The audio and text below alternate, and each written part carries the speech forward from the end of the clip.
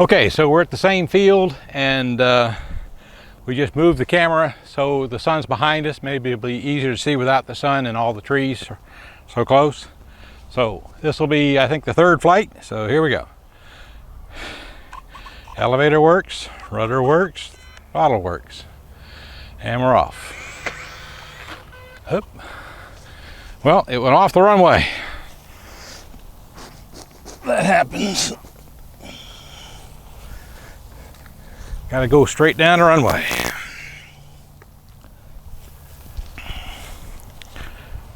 Okay, ready? Here we go.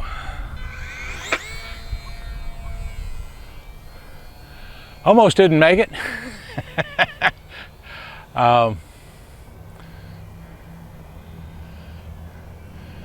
It probably certainly is easier to see. You don't have some trees in the background giving you a hard time to see it. So now this is not going to be an acrobatic airplane, although I just did a loop. How about that? I didn't think it would.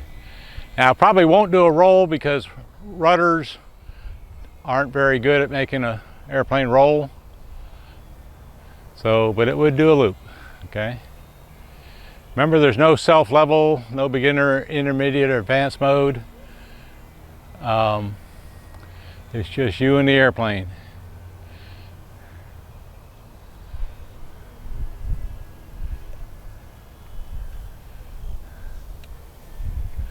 Okay, that's about 2 minutes into the flight.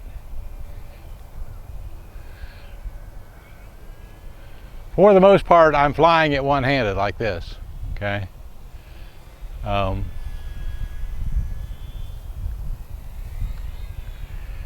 As you dive down, you pick up airspeed, you pull back up, and you really don't need to add throttle each time you dive or climb. It'll stay put without any throttle input. Throttle's at 50%. After a number of times of those, you will lose some energy and you have to put a little power back in to climb a little, but it'll fly straight and level all day long with the throttle at 50%.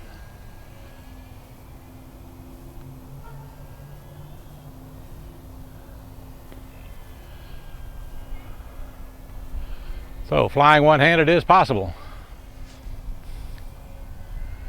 Now, those jerky motions are the wind, and it's simply a matter of reacting to the wind and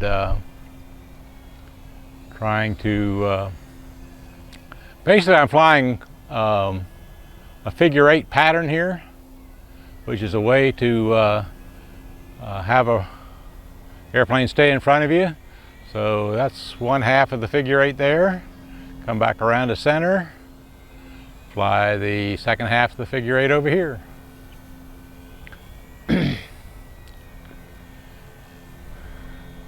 When I see the airplane react to the wind, I react back, and that's why sometimes you'll see it dip quickly. When the wind is smooth, I can fly it quite smoothly.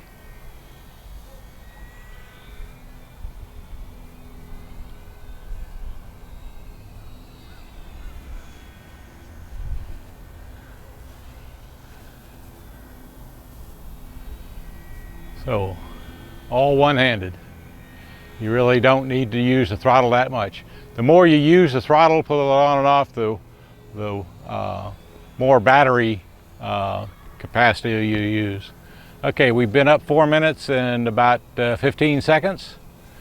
I'll go ahead and fly to a full 5 minutes. Then on camera, I will test the battery after a full five-minute flight here and see what the battery capacity is left. I'm thinking we'll probably get 5 to 7 minutes out of a battery.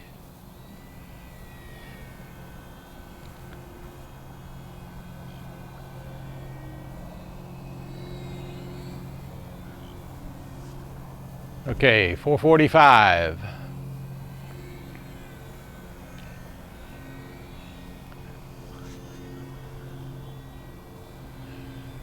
Usually when I set a timer on the computer radios that have a timer,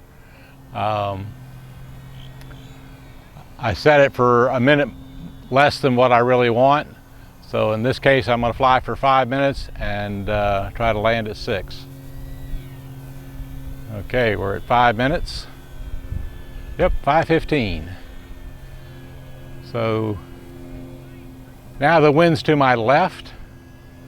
Actually, it's in my face a little bit too, so I'm going to come around, get lower to the ground, and land. I'm going to add a little bit of power at the end here. Try to get a good landing of it. Not bad. All right, leave it on. I want to check the battery on camera.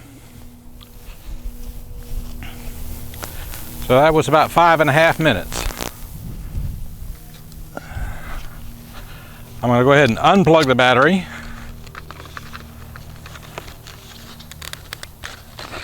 Set it on the runway with the radio. I'm going to turn the radio off.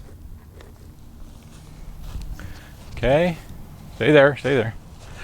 I want to get my battery checker here, and we'll see what the battery says.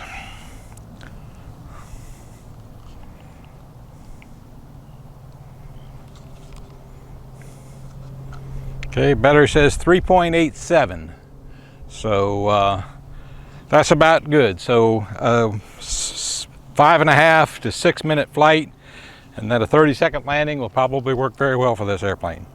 Okay, thank you.